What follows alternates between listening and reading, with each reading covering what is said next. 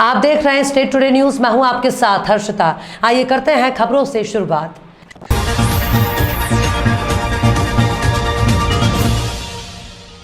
एक सप्ताह से चल रहे धरना प्रदर्शन को रातापानी अभ्यारण्य के एसडीओ सुनील भारद्वाज और एसडीएम आदित्य शर्मा गोहरगंज के लिखित आश्वासन के बाद आदिवासियों ने खत्म किया। भोजपुर विधानसभा में गौड़ पारंपरिक पूजा स्थल केरी महादेव शिव मंदिर और सीहोर जिले में स्थित रानी कमलापति का गिन्नौरगढ़ किला आदिवासी समाज के धार्मिक स्थलों में प्रमुख है। इन स्थानों पर पूजा के लिए स्थायी अनुमति और निर्माण के लिए जगह के लिए गोंडवाना गणतंत्र युवा प्रभात जनपद पंचायत के सामने 7 दिन से धरने पर बैठे थे। गौरतलब हो कि भोजपुर शिव मंदिर प्राचीन और पुरातात्विक महत्व की जगह है।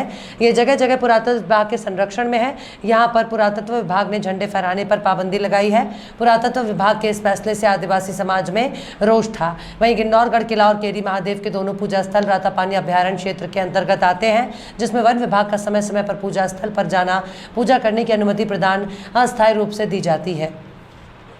तो आदिवासी समाज की तरफ से कोयतोड़ गोंडवाना महासभा के द्वारा ज्ञापन दिया गया है। इनके द्वारा कुछ समय से प्रदर्शन किया जा रहा था। यहाँ पर मुख्यतः 2 इनके पत्र थे। एक पत्र में इन्होंने गिन्नौरगढ़ किले का संरक्षण उनके समाज को देने, उनके भूमिका जो पुजारी होते हैं उनकी नियुक्ति करने और बोर्ड लगाने की मांगें की थी। क्योंकि गिन्नौरगढ़ किला राजस्व अनुभाग गोरगंज या रायसेन जिले के अंतर्गत नहीं आता है, यद्यपि वह सामान्य वन मंडल उत्तराखंड में आता है। इसके संबंध में वन विभाग के अधिकारी द्वारा उनको लिखित में कुछ कार्रवाई के लिए दिया गया है, इसको निष्कार किया है। साथ ही जो मांग दूसरा मांग पत्र था उसमें भोजपुर मंदिर में अपना झंडा फहराने की स्थायी अनुमति देने, वहाँ पर झंडा लगाने की स्थायी जगह देने की मांग की गई थी। उसके लिए भारतीय पुरातत्व सर्वेक्षण को हम यहाँ से उचित कार्रवाई के लिए प्रेषित कर देंगे, हमने आश्वासन दे दिया है। साथ ही वहाँ पर दान पेटी रखने का भी हमने इसमें आश्वासन दिया है कि कार्रवाई की जाएगी। और जो धर्मशाला के लिए जमीन आवंटन के विषय है उस पर नजूल निवर्तन निर्देश के तहत इसमें आवश्यक कार्रवाई। सर, ट्रस्ट बनाने की भी बात चल रही है कि ट्रस्ट गठित है पहले से। इनका ये मांग थी कि ट्रस्ट बन के समाज समुदाय के व्यक्ति को उसमें रखा जाए, तो उसका विषय भी जो सक्षम प्राधिकारी के समक्ष हम प्रस्तुत करें। सर्वप्रथम तो सभी को सेवा जोहार। और मैं रवि दुर्वे, प्रदेश अध्यक्ष कोयतोड़ गोंडवाना महासभा युवा प्रभाग से हूँ। और निरंतर 7 दिन से ये भूख हड़ताल चल रही है यहाँ पे। और हमारी कुछ निम्न मांगे हैं भोजपुर को लेकर के और गिन्नौरगढ़ किले को लेकर के। कुछ भोजपुर में हमारा एक सतरंगी झंडा था जो विगत 2021 में भी निकाला गया पुरातत्व विभाग के द्वारा, और उसको वहाँ पे लगाने की अनुमति नहीं दी जा रही है। साथ ही साथ में भोजपुर में मंदिर ट्रस्ट को लेकर के हमारा मांग है कि वहाँ पे मंदिर ट्रस्ट बनाई जाए और दान पेटी रखी जाए। विगत कई वर्षों से हम लोग वहाँ पे निरंतर ज्ञापन देते चले आ रहे हैं कि मंदिर ट्रस्ट का निर्माण किया जाए, मगर पता नहीं शासन के दबाव में या प्रशासन के दबाव में आज तक ना तो वहाँ मंदिर ट्रस्ट का निर्माण हो पा रहा है और ना ही वहाँ पे दान पेटी रखाई जा रही है। और पुरातत्व जो है हमें वहाँ पे झंडा लगाने से रोकता है। अभी वहाँ पे आंदोलन हुआ जिसके बाद में कहीं जाकर के वहाँ झंडा स्थापित करने को वहाँ बोला गया, लेकिन उसके बाद भी अभी पुनः 9 अगस्त को फिर से झंडा लगाने गए, जिसके बाद भी वहाँ पे हमको वहाँ पे रोका गया।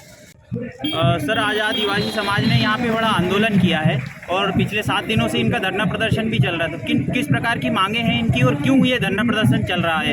इनकी कुछ मांगे गिन्नौरगढ़ किले को लेकर हैं, कुछ मांगे भोजपुर को लेकर हैं। जहाँ तक गिन्नौरगढ़ किले की मांगे थी, इनकी 7 मांगे थी। इसमें से 4 मांगे तो ऐसी हैं जो कि शासन स्तर से पूरी होने मतलब शासन स्तर की हैं। जो शेष 3 मांगे थी जो कि वनमंडल स्तर की थी, उनका निराकरण कर दिया गया। वो निराकरण से पूरी तरह संतुष्ट है। वनमंडल स्तर की कौन सी मांगे? वनमंडल स्तर की थी एक तो ये है इनका कि वहाँ पर सौर पैनल लगाने का, तो सौर पैनल लगवा देंगे, कोई वो नहीं है। किले पर आने जाने हेतु रोड की बात थी, तो वो मनरेगा के तहत ऑलरेडी रोड निर्माण का कार्य चल रहा है। और एक मांग थी इनका बोर्ड लगवाने की, गिन्नौरगढ़ किले का डायरेक्शन वाले बोर्ड की, तो वो बोर्ड लगवा दिया जाए। सर, कितने किलोमीटर मार्ग बन रहे हो वहाँ पे? वो करीब 15 मार्ग है, टोटल 17 किलोमीटर। और जो शुल्क की एक मांग थी कि शुल्क लगा दिया जाता है, कभी भी रोक दिया जाता है उन लोगों शुल्क को लेकर थोड़ी गलतफहमी थी उनको। शुल्क का ये है कि जो हमारा जंगल सफारी का जो सर्किट है उसका शुल्क लिया जाता है, गिन्नौरगढ़ का कोई शुल्क नहीं लिया जाता है, वो स्पष्ट कर दिया है। आज कार्यालय अधीक्षक डाकघर जबलपुर संभाग में प्रेस कॉन्फ्रेंस आयोजित की गई और बताया गया कि राज्य स्तरीय टिकट प्रदर्शन मैपेक्स 2022 का आयोजन 15 सितंबर 2022 से 17 सितंबर 2022 तक उत्सव सामुदायिक भवन मदन महल रेलवे स्टेशन के पास जबलपुर में किया जाएगा।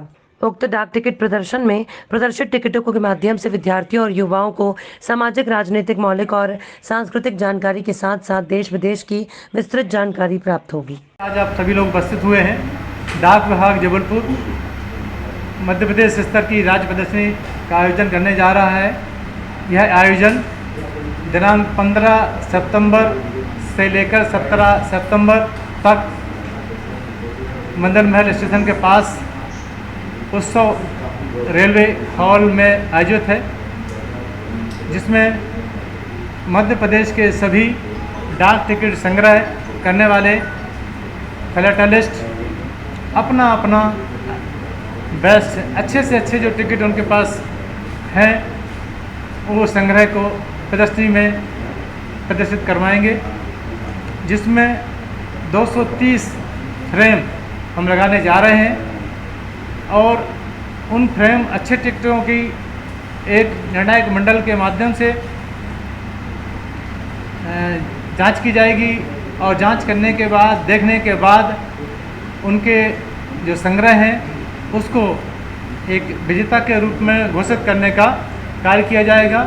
और ये जूरी है, ये हमारी जूरी जो निर्णायक मंडल है वो दिल्ली से आ रहा है। इसमें 5 सदस्य रहेंगे और वो अच्छे जो संग्रहकर्ता हैं उनको मेडल प्रदान करेंगे। मेरा नाम RPS चौहान, प्रवर अधीक्षक डाकघर जबलपुर संभाग जबलपुर। आदर्श कॉलोनी आधारताल में स्थित एनर्जिका जिम में इंट्रा जिम प्रतियोगिता का पहला सेशन संपन्न हुआ। जिम के संचालक आमिर हनफी ने बताया कि 3 कैटेगरी में कंपटीशन रखा गया था, सब जूनियर, जूनियर और सीनियर कैटेगरी, जिसमें सब जूनियर कैटेगरी के winner Anas Mansoori, junior category के विनर साहिल खान और सीनियर कैटेगरी के विनर मोहम्मद आसिफ थे और सेकेंड एंड थर्ड रैंक जीतने वाले खिलाड़ियों को मेडल प्रदान किया गया।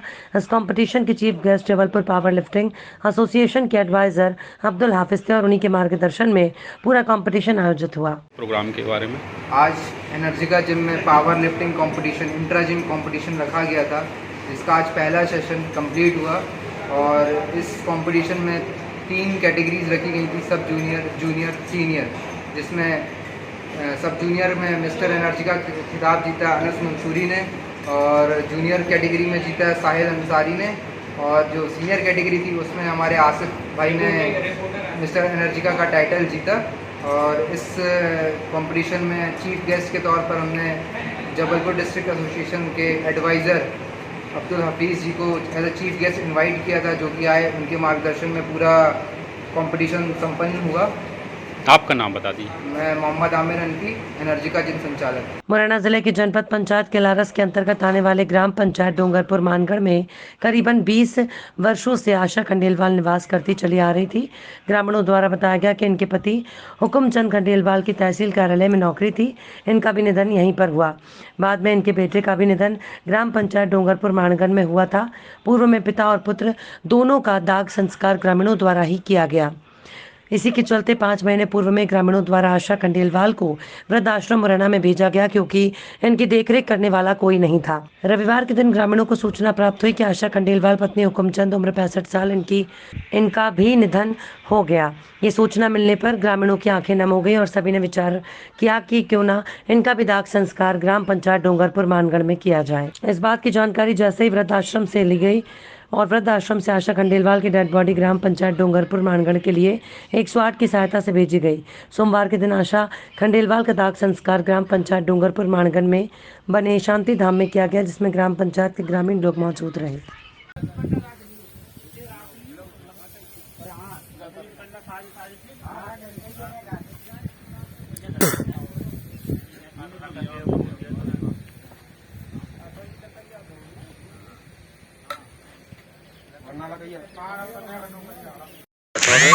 मैं फरकावत उत्तर प्रदेश का रहने वाला हूँ। तो यहाँ मेरा मकान है पास में। तो मेरे यहाँ यहीं तहसील के पास में उनका नाम आशा खंडेलवाल था और पति का नाम हुकुमचंद खंडेलवाल है। तो उनके पति की मृत्यु पहले ही हो चुकी थी और रजिस्टर ऑफिस यहाँ कैलाश में चपरासी के पद पर थे और उनके नौकरी पर ही डेथ हुई थी। तो उनकी अनुकंपा नियुक्ति में उनके लड़की की नियुक्ति हुई, लेकिन कुछ समय बाद उनके लड़के की नियुक्ति हो चुकी थी और वो तब से ही हमारे मकान में रह रही थी। और अभी 15/5 उनके पास कल हमारे पास सूचना आई थी कि उनकी डेथ हो चुकी है। तो सभी मोहल्लावासियों ने एकत्रित होकर उनको फ़ोन किया कि हमारे यहाँ उनकी बॉडी को भेज दिया जाए। तो उन्होंने मुरैना वृद्धाश्रम से उन्होंने बॉडी को यहाँ भेज दिया। तो अभी उनका अंतिम संस्कार करके वहीं पे आए। खबरों में फिलहाल इतना ही। और भी खबरों के अपडेट्स के लिए आप देखते रहिए स्टेट टुडे न्यूज़।